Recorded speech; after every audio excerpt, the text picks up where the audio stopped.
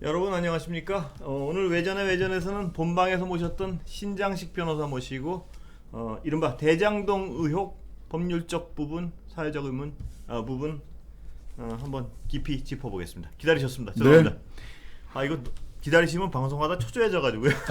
예, 아니 그렇게 걱정하지 마십시오. 잘 쉬었습니다. 아이고, 그렇게 말씀해 주신 감사합니다. 네. 자, 아까 정치콘에서 제가 한번 얘기해서, 왜냐하면 이 시청자분들도 상당히 어떤 헷갈려 하시는 분들이 좀 있어요. 왜냐하면 하도 이 얘기 저 얘기들을 많이 하니까 이 대장동 의혹의 본질에 대해서 제가 일단 한번 뼈대를 정리해 볼 테니까 변호사님께서 혹시 덧붙이실 부분 있으면 자, 이 시작은 공공개발을 하려던 것을 당시 여당이었죠. 한나라당과 청와대에서 강하게 밀어붙여서 민영개발을 해야 된다고 주장을 했던 것이고, 그랬죠.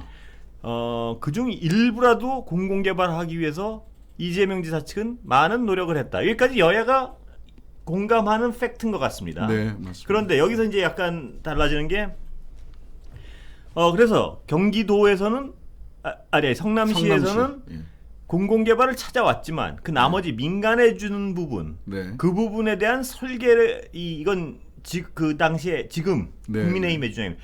그래, 찾아온 건 알겠다. 우리가 그때 민영개발하라고 많이 강요한 그것도 인정을 해요. 그런데 성남시 측에서는 공공을 반 가져가고 민영을 줬는데 그 민영을 설계하는 과정이 엉망진창이었다. 이게 지금 국민의힘의 주장입니다. 그게 이제 주장이 바뀐 거죠. 지금도 그 민영을 설계하는 그러니까 최초에는 이게 말하자면 아까 제가 본방에서도 말씀드렸는데 세 가지 층위가 있는 겁니다. 하나는 불법과 부패 비리, 즉 형사적 책임을 져야 되는 층위가 있고요. 그 다음에 하나는 행정을 잘했냐 잘못했냐 라는 층위가 있는 거고, 그 다음에 세 번째는 그거보다 더 깊이 있는 기획부동산, 부동산 카르텔, 부동산 기득권 카르텔. 저는 가장 문제가 되는 것은 부동산 기득권 카르텔이라고 저는 첫 번째 생각을 하고요. 그렇습니다. 그렇습니다. 그 다음에 이전에는 부정부패와 불법 형사 책임을 이재명 쪽이 져야 된다. 이재명 아들도 거기 있었다. 누구도 있었다 하다가 이게 지금 형사 책임의 영역이 자꾸만 그 국민의힘 쪽으로 넘어가거든요. 그러니까 행정 책임을 지금 이제 행정 책임을 묻겠다는 거예요. 그래서 특검을 하자고 했을 때도 아니 특검도 무슨 단서가 있어야 하는 거 아니냐라고 제가 이제 야당 쪽에 저도 이제 다른 방송에서 물어봤어요. 그랬더니 뭐 행정을 잘못한 측면이 있으니까 그 무능력도 이 특검을 하다 보면 드러날 거다 이렇게 얘기를 하시더라고요. 그래서 아니 무능력을 드러내게 하기 위해서 특검을 하는 경우도 있냐. 지금 그러니까 그 부분도 이제 약간 주장의 색깔들이 약간씩 이 상황이 진전됨에 따라 약간 바뀌고 있는데요. 그러니까 뭐냐면 아까 말씀드렸지만 초기에 그러니까 이제 겨우 민영 개발을 강하게 청와대와 당시 한나라당에서 주장을 했죠. 근데 성남시에서는 공공을 하기 위해서 안간힘을 써서 공공을 어느 정도는 뺏어 왔단 말입니다. 그런데 지금 국민의힘에서 주장한 아까 행정적 차원, 이 설계가 엉망 아니었느냐. 그래서 이런 이상한 일이 벌어진 거 아니냐. 그건 그러니까 이쪽에선 또 이재명 지사 측에선 설계는 제대로 됐다 원래 설계 자체가 그렇게 잘못된 건 없다는 주장이 맞부딪히고 있어요. 그 당시 어떤 보면 제가 보기에는 둘 다 맞는 말인데요. 말하자면 근데 설계를 공공에서 말하자면 그 성남 도시개발공사가 성남시에서 할 수 있는 설계 한계가 있죠. 토건업자한테 화장실에 토목업자에게 내 화장실에다가 이런 변기를 넣어달라라고 토목업자한테 부탁할 설계를 하진 않는단 말이죠. 그렇죠. 그러니까 공공이 얼마, 민간이 얼마. 그래서 그 SPC 성남의 뜰을 만들고 1종 우선주를 공공에게, 2종 우선주를 금융회사에게, 보통주를 그 민간에게, 민간 그 개발 화천대유와 SK증권에게 준다라는 설계까지는 공공이 책임질 수 있는, 성남시가 책임질 수 있는 설계지만. 그건 이제 토건업자가 큰 그림 그리는 겁니다. 말하자면 토목 설계를 하는 거죠. 근데 거기다가 우리 집 화장실에 왜 고급을 변기를 넣냐, 왜 이렇게 저급 변기를 넣냐를 토목업자한테 설계 책임을 물을 수 있냐는 거예요. 그럼에도 불구하고요. 일단 지금 국민의힘 측에서는 그 설계가 잘못했다고 계속 주장을 하니까 뭐 그건 또 방금 설명하셨지만 뭐 이재명 지사 측에서는 설계는 제대로 됐는데 그 세부 내가 책임질 수 있는 세부 설계는 아니다 이 주장인데 그것도 또 넘어가 보자고요. 그러면 일단 공공 부분을 조금이라도 확보하려고 많이 애를 썼고 그 당시 전체를 민간에 주려고 그 당시에 한나라당과 애를 썼고 청와대는 굉장히 애를 쓰다가 이재명 지사 결국 공공 부분을 확보를 했어요. 그 성남시가.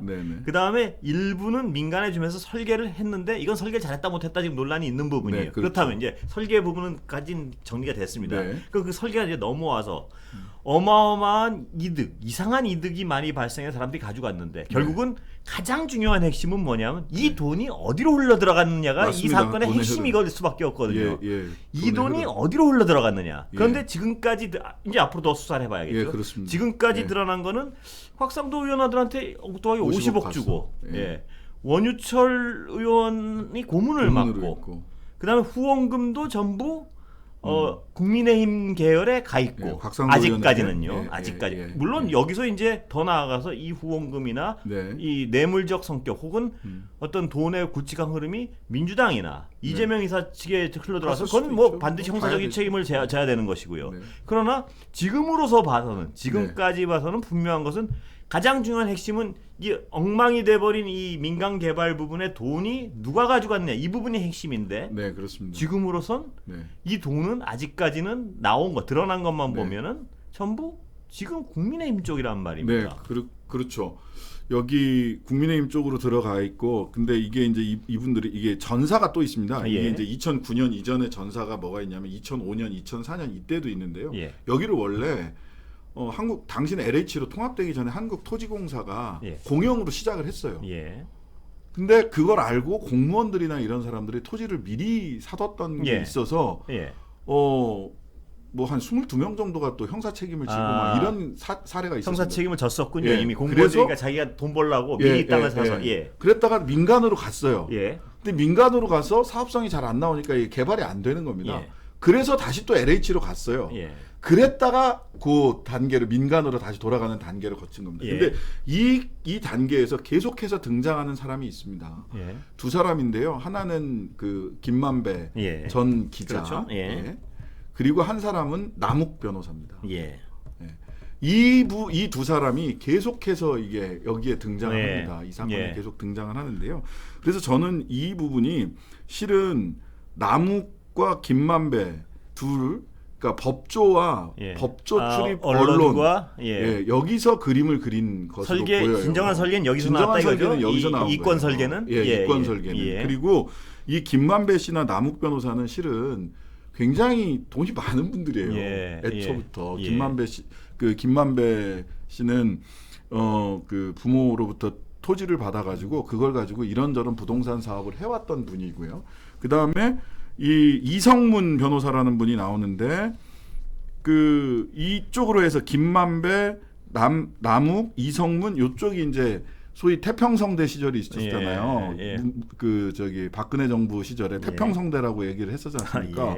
그래서 이제 성균관 스캔들이 그때부터 이제 시작이 됩니다. 태평성대 황교안 총리부터 시작해갖고 쫙 다 이게 있었던 요렇게 해서 법조계 라인하고요. 그다음에 화천동인에 또 들어갔던 남욱 변호사가 이 민간 개발로 바꾸려고 하는 과정에서 변호사법 위반 등으로 해가지고 기소가 돼서 나중에 무죄가 되긴 했지만 이때 그 실형이 아니고 구속이 구속돼서 무죄가 됐는데 무죄가 됐죠.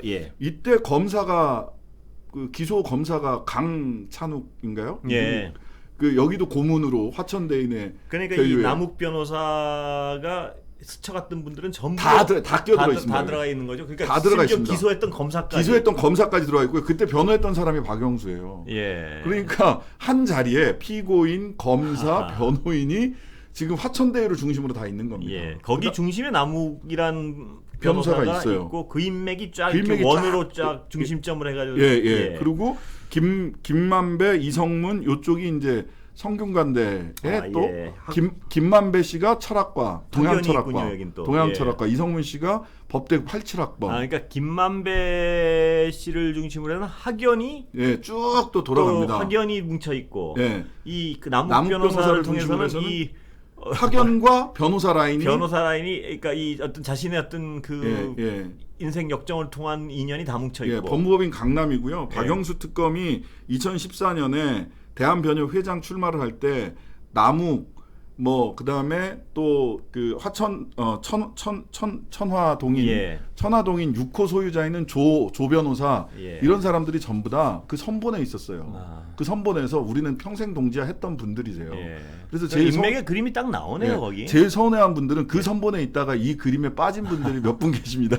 엄청 열받아 있습니다. 자기들끼리 그렇게 해먹냐고. 여튼 제가 보기에는 이 기본적으로 2005년부터 이 대장동 스토리를 쭉 보면 남욱, 김만배 요 두 분이 아직 법률상의 책임을 어디까지 져야 되는지 이건 일단 없습니다. 인맥의 그림만 그려보면요. 인맥의 그림이 결국은 법조 그다음에 언론 여기 그 천화동인의 그 한 사람은 이 김만배 변호사의 후배 변호사예요.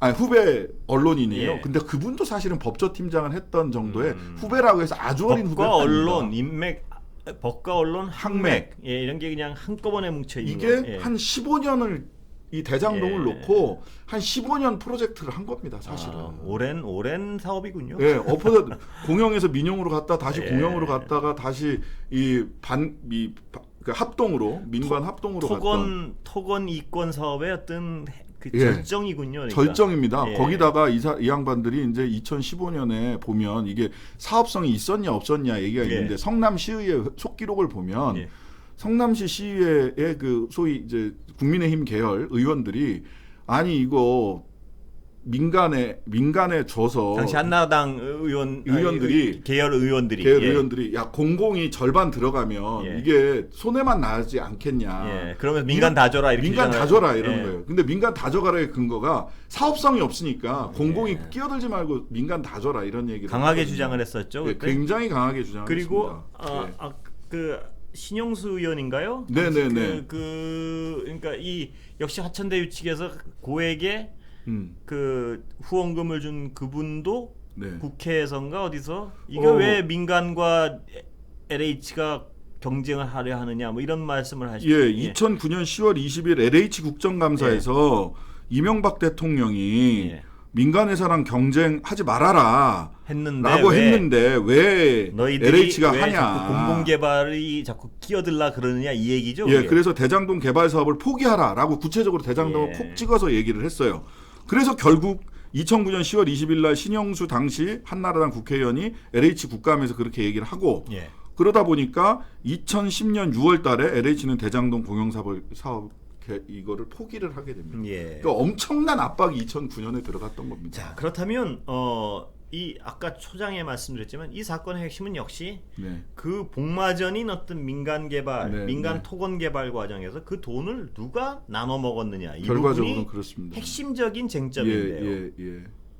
그런데 이렇게 정리를 해놓고 보면 지금 국힘 쪽에서는 뭘 주장하는 거죠? 잠깐 헷갈려져서. 그러니까 이제 여기까지 오니까 처음에는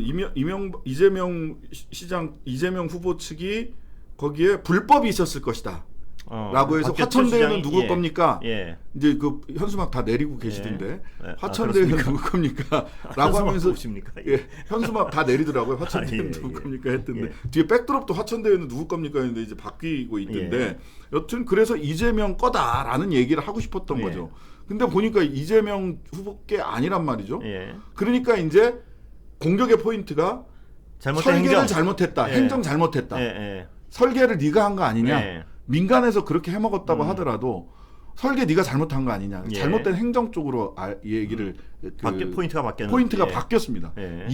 화천대유는 이재명 겁니다 해서 화천대유를 왜 그렇게 무능력하게 그러니까 이 대장동 개발 사업을 아무한테나 줬느냐? 아무한테나 줬고 왜 설계를 이렇게 했느냐? 왜 그런 세력에게 줬느냐? 근데 그 세력이 그 자신들과 더 관련 민첩성 있는 세력이란 말이에요. 그러니까요. 그게 문제죠. 이제 이거 이제 또 프레임을 바꾸지 않으면 저쪽이 쉽지 않겠다 싶은 생각이. 그러니까 뭐 꼭 그 얘기하는 분들이 그분들은 뭐 같은 당인도 있을 수 같은 더 가까운 당이니까. 그렇다면 좀 아주 단순화시켜보면 무슨 얘기 되냐면 그때 당신은 왜 공공에서 가져간다고 노력을 해서 우리는 공공 못 가져가게 애를 썼는데 결국 가져가 놓고 네. 민간에 주면서 왜 이상한 사람들한테 줘서 그 이상한 사람들이 자기 자신들하고 더 가까운 사람들 아니에요? 지금? 그러니까 어떤 면에서는 뭐 이 비유가 어떨지 모르겠지만 이재명 후보 쪽에서는 이렇게 이제 비유를 하더라고요. 도둑이 왜 도둑 맞았냐고 얘기하는 꼴이다. 다른 사람이 왜 도둑 맞았냐고 얘기를 하면 뭐 이 어느 정도 있을 수는 있는데 도둑이 왜 도둑 제 비유보단 맞았냐고 그 비유가 더 이렇게 잘 들리는데 무슨 말인지.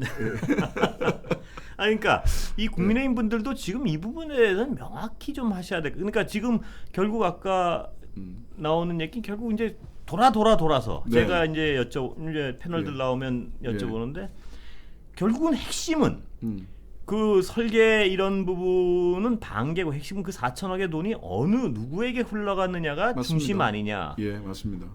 그러면 그 누구에게 흘러 들어갔는가를 그래서 지금 논리가 어디로 다시 바꿨냐? 이제 특검이에요. 결론적으로는 특검을 통해서 밝혀야 된다고. 근데 그거 굳이 특검 통해서 밝힐 필요 없고요. 왜냐하면 이 부분이 있는 거죠. 사실은 명목상 그 돈이 어디로 갔는지는 이미 드러나 있죠. 왜냐하면 그 화천대유하고 천화동인 1호부터 7호까지. 거기서 거기로 전부 다 일단 배정이 다 된 거죠. 다 배당이 됐기 그다음에 때문에. 그중에 50억이 곽의원 아들에게 퇴직금 명목으로 갖고 하니까 이 돈 누가 명목상 그다음에 뭐 천화동인 명목상은 다 드러나 있는 명목상은 다 드러나 있어요. 그럼 이 명목상 드러나 있는 돈이 그 명목에 맞게 거기에 그대로 있는 거냐? 아니면 그 자금 흐름을 추적하면 나오는 게 아닌가요? 아니면 뒷문으로 뭐가 있는 거냐? 이거 추적하면 되거든요. 그러니까 수사가 어렵지가 않습니다. 제가 보기에는 돈의 흐름을 추적하는 부분들은 물론 이제 사모펀드 수사 같은 경우는 하다가 저수지가 굉장히 이상해서 나중에 어디로 갔는지 돈을 찾지를 못하는 경우도 있어요. 퍼지다가 수원지에서 멀어지면서 물이 땅 어딘가로 스며들어가 버렸는데 이거는 별로 그렇지 않아 보여요. 소유자가 너무 지금 명목상 돈을 받은 사람들이 너무 소수가 뭐랄까 소수가 너무 많이 받았어요. 소수가 많이 받은 거에 대해서 추적하기도 어렵지 않은 것 같아요. 소수가 너무 많이 받았거든요. 그렇기 때문에 거기를 들어가서 그 계좌 추적하고 압수수색할 부분 압수수색하고 그 다음에 진술을 쭉 받아보면 분명히 드러나게 돼 있습니다. 근데 이거는 시간 싸움이라는 거죠. 진술을 다른 방식으로 맞출 시간을 주면 안 돼요. 근데 수사의 신속성이 가장 중요하단 말씀이죠. 신속성이 중요합니다. 그래서 밀행성, 신속성 이미 이제 밀행성 부분도 틀렸습니다. 왜냐하면 이미 이거 압색할 거다, 이거 자금 추적할 거다라는 거 다 이제 세상 사람들이 다 알게 되지 않았겠습니까? 그러니까 신속하게 해서 그 진술을 증언을 오염시키 최대한 이미 많이 오염됐을 거라고 보는데요. 더 오염되기 전에 진술을 빨리 받아야 돼요. 근데 이제 특검을 하자라고 하면 출범시킬 때까지 너무 시간이 걸리고 정치 공방으로 번질 거고 이런 주장이죠. 그러니까 특검은 제가 보기에는 이거 수사 범위를 어떻게 할 거냐, 특검을 누구로 할 거냐, 수사 범위 정하는데 한두 달 걸리고요. 그러면 특별수사 검사를 누구로 할 거냐 하는데 또 한두 달 걸립니다. 그러니까 일단 뭐 특검을 요구하면 이렇게 할 수도 있는 거 아닌가요? 뭐냐면 일단 검찰 수사 신속하게 쭉 뽑고 거기 이러이러한 부분은 뭐 특혜나 뭐 미진한 부분이 있으면 더 하자. 그럼 됩니다. 그렇게 하면 되는 거 아닌가요? 지금은 신속한 정치적 수사. 공방이 될 것도 없는 것 같은데요. 지금은 신속한 수사. 그래서 검찰하고 경찰에서 빠르게 제가 보기에는 그 11월 달 초순을 넘어가기 전에 이 사건을 마무리 짓는다. 기소에 이르겠다. 책임져야 될 사람들에 대해서는 또는 기소에 이르지 않다 하더라도 이런 부분은 뭐 형사 책임을 물을 수 없습니다라는 얘기를 내야 됩니다. 왜냐하면 10월 초에는 민주당의 대선 후보가 결정이 되고 11월 초에는 국민의힘 대선 후보가 결정이 됩니다. 실제로 각 당의 대선 후보가 된 이후에는 이 양쪽이 다 선 이후에는 실제로 수사를 진행하는 건 특검 아니라 특검 할애비가 와도 쉽지 않습니다. 반드시 빠른 수사. 그리고 이제 큰 그림을 봤으니까 아까 그 50억 곽상도 의원 아들의 50억은 어제도 말씀하셨지만 상식적으로는 도저히 설명이 안 되니까 법률상으로도 설명이 안 돼. 이건 그냥 줬거나 이유 없이 그냥 줬다거나. 애가 너무 똘똘하고 내 마음에 들어서 너 내 아들 하자.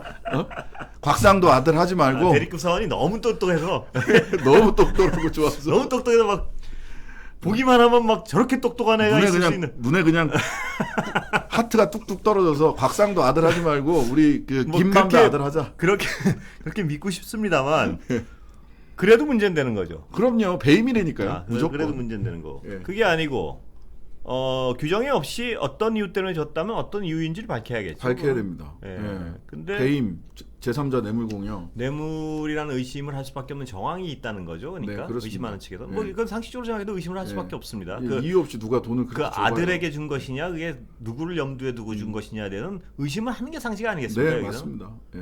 누군가에게 50억을 덜컥 줬으면 네.